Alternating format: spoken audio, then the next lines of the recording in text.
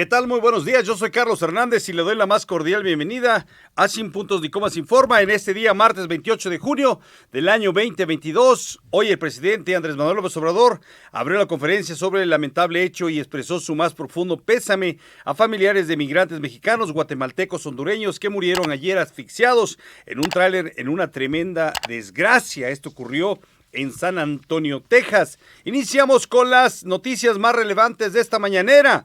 El presidente Andrés Manuel López Obrador lamentó el fallecimiento de 50 personas asfixiadas en el remolque de un tráiler en San Antonio, Texas, los cuales buscaban el anhelado sueño americano. Entre los caídos, de acuerdo con el reporte de nuestro presidente, hay 22 mexicanos, 7 guatemaltecos y 2 hondureños, mientras que 19 continúan sin ser identificados aún.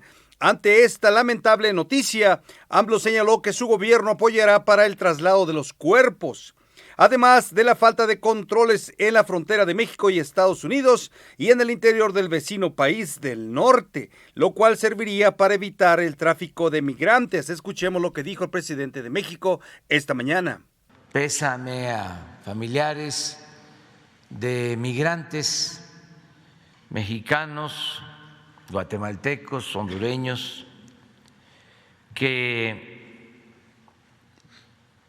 murieron ayer asfixiados en un tráiler, una tremenda desgracia. Esto ocurrió en San Antonio, Texas.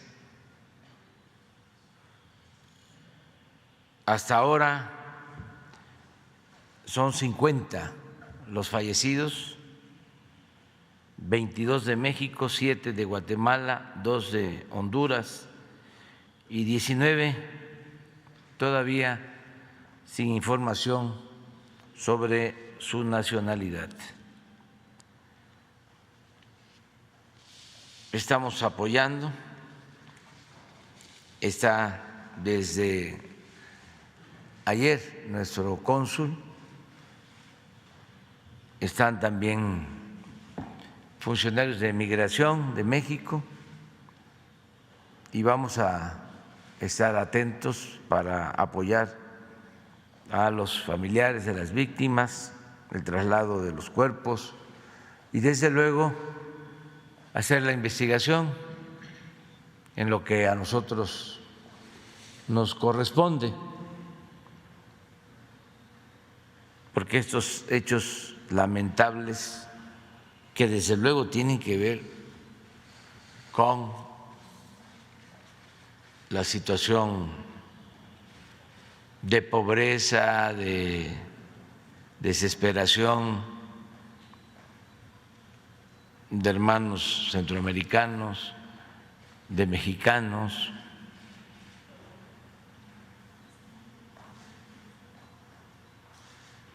Suceden porque también hay tráfico de personas y falta de controles, en este caso en la frontera de México con Estados Unidos y al interior de Estados Unidos. Entonces vamos a estar informando sobre esto. Ante este hecho lamentable, las autoridades locales han detallado que además de las personas fallecidas, otros 16 migrantes han sido trasladados a hospitales cercanos en condiciones diversas.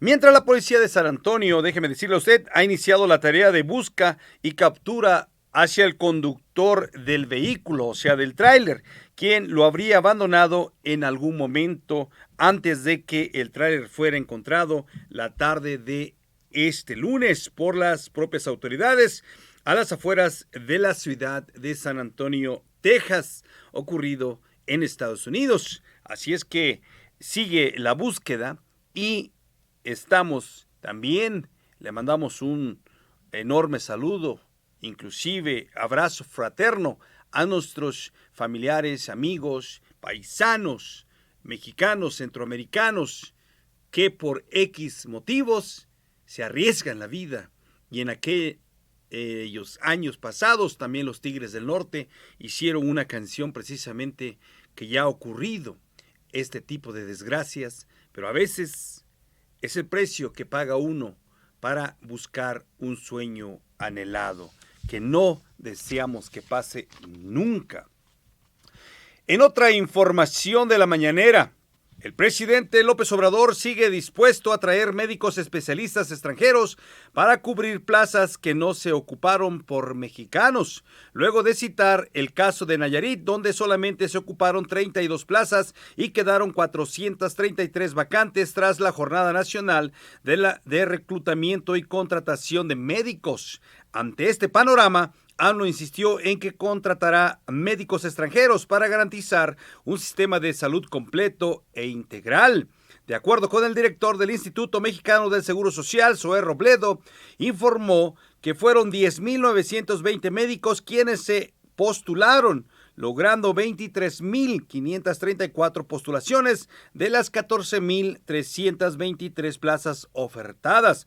6,963 tuvieron por lo menos una postulación, pero no se logró en su totalidad las plazas. Escuchemos lo que dijeron en la mañanera. Acabamos de terminar. Ahí está Nayarit. ¿Por qué no pones Nayarit?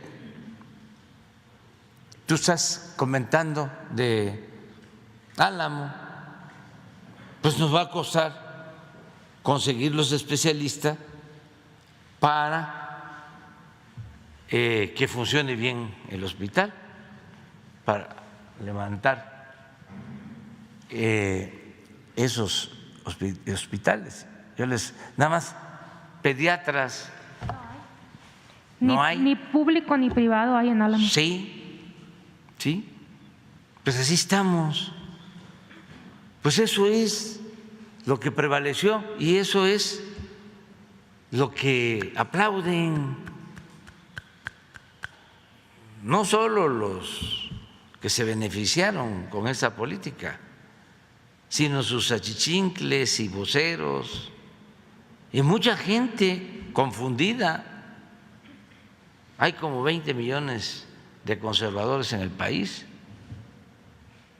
que se sienten fifís. Miren esto.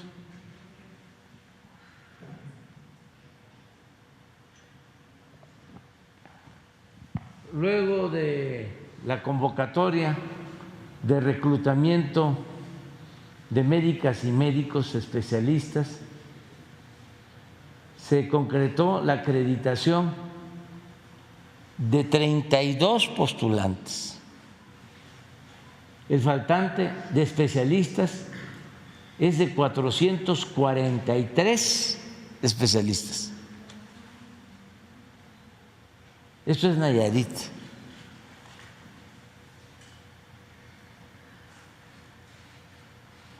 Por eso, lo del acuerdo con el gobierno de Cuba.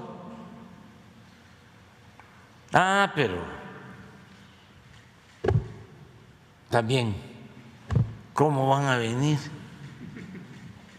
médicos cubanos a desplazar a los médicos mexicanos?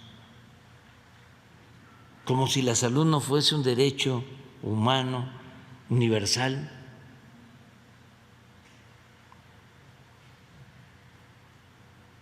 Los vamos a traer de Cuba y los vamos a traer de Francia y de Estados Unidos y de donde los podamos conseguir para tener un sistema de salud completo, integral, porque si en Nayarit tenemos este déficit, imagínense, bueno, estamos hablando de Sonora, imagínense Guerrero, el Centro de Rehabilitación de la Montaña no quería Teletón al principio y cambiaron de parecer y les agradecemos mucho, ponerlo en Tlapa, porque no iban a ir los especialistas que se requieren para la rehabilitación, para las terapias. Y va a ser el primer centro Teletón en una zona pobre.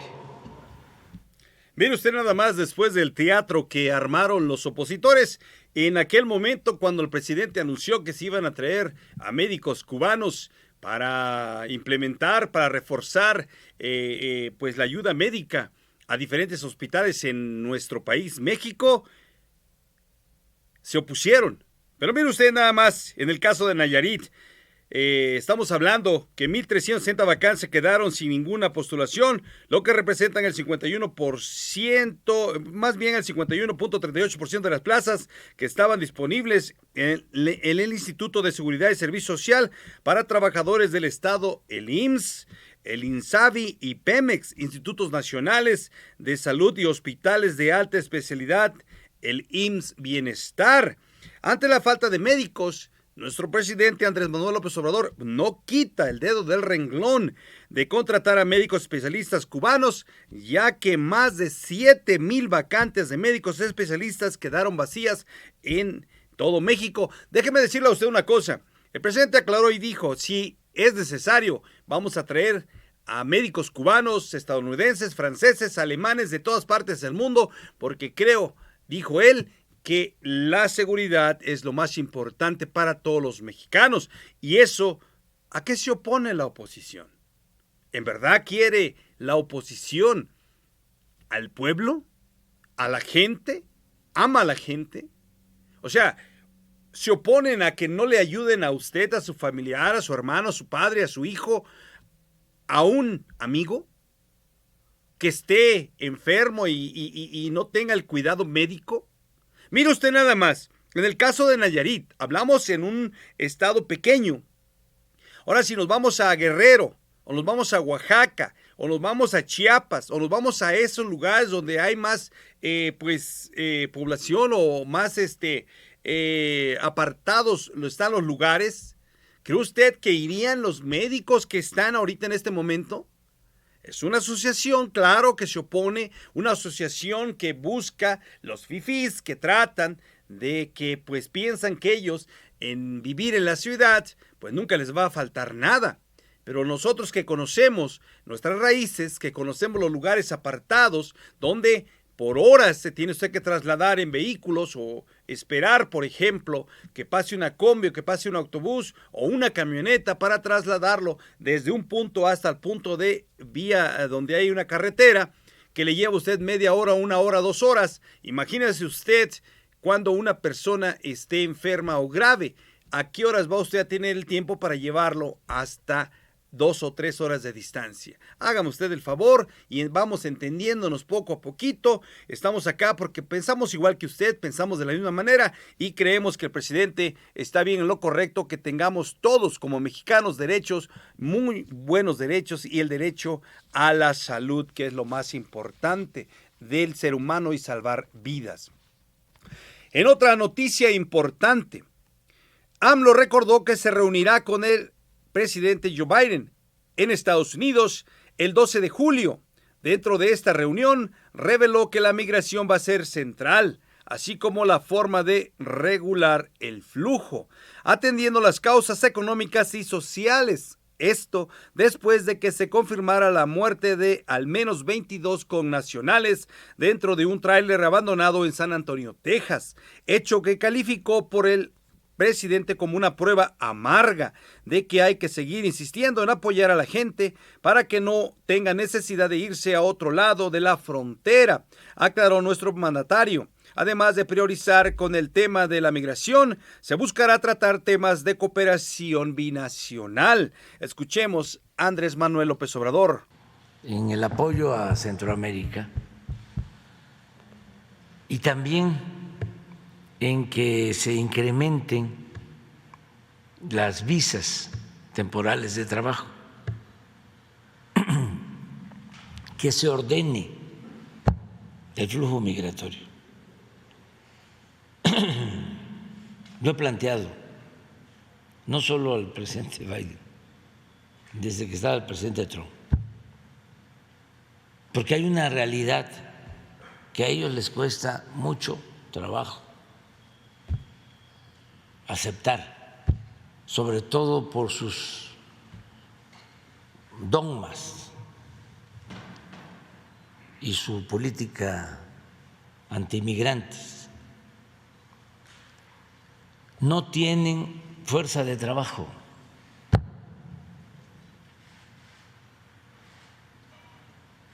No hay fuerza de trabajo, ni en Estados Unidos ni en Canadá, para que puedan crecer y producir y no estar solo consumiendo lo que se produce en Asia, en China.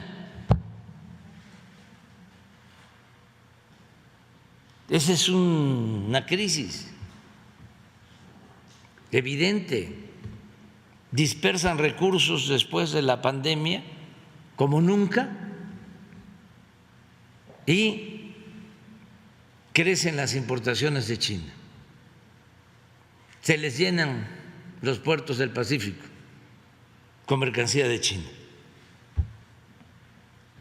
Electrodomésticos, que no podemos producir en América del Norte y en toda América electrodomésticos. Se tienen que comprar en China, se tienen que comprar en Asia. Bueno, para eso se requiere fuerza de trabajo. Y si hay esta política de hacer un muro o de impedir por todos los medios que lleguen migrantes, yo creo que pues se debe de poner orden, tiene que haber legalidad, que no haya tráfico de personas, pero al mismo tiempo que haya opciones. Si no hay trabajo en el sur y ellos necesitan fuerza de trabajo, ¿por qué no llegar a acuerdos con gobiernos? Qué distinto es que alguien sepa que tiene una oportunidad, aunque sea temporal, de ir a Estados Unidos y que no tiene por qué correr todos los riesgos para llegar. Un programa ordenado de acuerdo a la demanda en Estados Unidos, en la agricultura, en la industria, en los servicios. No hay fuerza de trabajo. Pero como vienen las elecciones,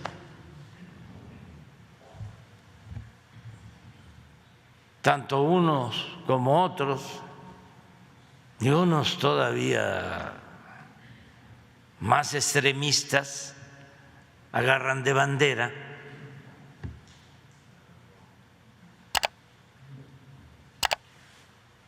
el rechazo a migrantes para sacar votos. Trafican con el dolor de la gente. El esperado encuentro entre ambos mandatarios de México y los Estados Unidos por fin se dará el 12 de julio en Washington. Ya está todo agendado y acordado por el secretario de Estado, Antony Blinken, y el equipo de la Casa Blanca para que se dé ese encuentro. Nuestro presidente insiste en atender las causas por medio de programas sociales para contener el flujo migratorio. Por ello, la propuesta de extender al llamado Triángulo Norte que conforman Guatemala, El Salvador y Honduras, donde se pretende implementar los planes estatales como Sembrando Vida y Jóvenes Construyendo el Futuro. Mismos permitirán crear unos 330,000 empleos en 6 meses en esos países, además de las visas temporales de trabajo que le otorgue el país de las estrellas o de las barras y las estrellas. Como dijo el presidente, es una amarga prueba. Hay que seguir insistiendo en apoyar a la gente para que no tenga que salir o abandonar sus pueblos porque no tengan la necesidad de ir a buscar otra vida mejor al otro lado de la frontera y sucedan este tipo de desgracias. Una de las cosas que el presidente siempre ha insistido en estos temas es el fomentar el trabajo.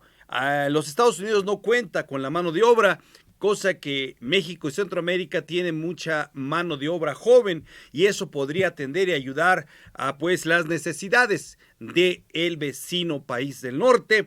Porque póngase usted a pensar nada más, por ejemplo, los electrodomésticos que tienen que venir de Asia, de China principalmente, y si usted busca algo, no lo hay. Inclusive muchas de las cosas en Estados Unidos no las tienen. Va usted a un lugar y están a un 65-70%, o sea que un 30 o 35% está vacía principalmente el lugar o la tienda donde va usted a comprar principalmente algunos objetos, algunas cosas. Y eso es lo que se pretende con este encuentro tan importante, ya que en el pasado mes, a principios del mes de junio, el presidente no acudió a Los Ángeles, pero en ese momento se dio a conocer que se tendría una reunión con el presidente de los Estados Unidos, al cual anunció que será el 12 de julio, ese día tan esperado para que ambos mandatarios dialoguen y, por supuesto, se escuchen para un mejor porvenir de ambas naciones, ya que el presidente de México es un líder nato, es un líder a nivel mundial y creo que lo que hace lo plantea y lo dice con fundamentos. Esperemos que todo salga bien de ese tan esperado encuentro. Pasando a otro tema de la mañanera, ante las fallas que aún persisten en el sistema de educación, principalmente en las normales rurales, donde jóvenes siguen exigiendo becas, comedores, manutención para garantizar una óptima formación. Tal es el caso de jóvenes de Teteles, Puebla, que se han movilizado en busca de sus derechos. Se enfrentan 3 carpetas de investigación contra 44 estudiantes. Un caso similar enfrenta en Michoacán, a lo cual el presidente López Obrador reiteró que su gobierno atenderá las causas, ya que en los periodos neoliberales querían desaparecer a las normales rurales. AMLO dio su palabra de apoyar a las estudiantes que enfrentan denuncias en Puebla, además de pronunciarse a favor de las escuelas rurales porque ofrecen becas a los hijos de campesinos que quieren progresar. Escuchemos lo que dijo el presidente de todos los mexicanos desde el Palacio Nacional esta mañana. 100 años de que, impulsadas por la Revolución Mexicana, generaron un modelo que hoy sigue vigente y que es prácticamente uno de los pocos modelos que ha generado el Estado mexicano, la sociedad mexicana en su conjunto, un modelo que fue a contracorriente desde que dejó Lázaro Cárdenas la presidencia de la República, el presidente que más apoyó estas escuelas. Fue siempre ya contracorriente porque el modelo chocaba ya sobre todo con el modelo neoliberal, pues de manera frontal, en el sentido que mientras el modelo neoliberal considera que la educación es un servicio por el cual hay que pagar, las normales rurales, por el contrario, dicen la educación es un derecho y los estudiantes tienen que tener garantizadas becas, manutención, comedor, etcétera, para una formación integral. Realmente a contracorriente sobrevivieron con muchísimos trabajos en precariedad absoluta. Usted ha reivindicado varias veces el papel de las normales rurales, ha señalado la propia herencia que han tenido para la alfabetización del pueblo mexicano. Sin embargo, señor presidente, pues hoy todavía en plena 4T, estudiantes tienen que movilizarse para que se publique la convocatoria de ingreso, para que se les respete el comedor, para que se les compre un camión. Es, por ejemplo, el caso de Teteles actualmente, quien precisamente Teteles Puebla, por haberse movilizado, hoy enfrentan se han abierto 3 carpetas de investigación en contra de 44 estudiantes, la mayoría mujeres, 36 mujeres, y también se han abierto 24 procedimientos administrativos, precisamente a raíz de las movilizaciones que habían tenido. Está el caso también, por ejemplo, de Tiripetío, en Michoacán, donde aquí sí la mayoría de las carpetas abiertas, con más de 100 estudiantes procesados, provenían del sexenio anterior de Silvano Aureoles. Hoy tienen ya un diálogo abierto con el actual gobernador. Sin embargo, no ocurre así, por ejemplo, en Puebla, señor presidente, y pues preguntarle cuál es la opinión que tiene usted sobre este modelo educativo de las normales rurales y qué se va a hacer para evitar que en plena 4T estudiantes estén pasando lo que pasaban ya en los sexenios anteriores. Bueno, es que es un proceso. Hay en el gobierno, como sucedió durante el gobierno de Juárez, que tenía el mejor gabinete que ha habido en la historia de México. Se decía en ese entonces hombres, y ahora hay que agregarle mujeres y hombres, pero en aquel entonces hombres que parecían gigantes, todos. Y habían posturas, ahí nada más 2, no habían conservadores, pero sí habían liberales moderados y liberales radicales. Como Monfort, por ejemplo, era un liberal moderado, Ocampo era radical, y así en todos los gobiernos. Eso nos pasa a nosotros. Además, estamos en un proceso de transición. Fueron 36 años de predominio de una política. ¿Qué querían, por ejemplo, en el caso de las normales rurales? Desaparecerlas. ¿Qué no el señor Chong, siendo gobernador de Hidalgo, desapareció el Meche? Y seguramente, pues él que venía de abajo, porque no era un aristócrata, pues lo pensó, porque ni modo que fuese tan insensible para no entender de que era la oportunidad que tenían los hijos de los campesinos, los hijos de los pobres, para poder tener una carrera, un trabajo, una profesión.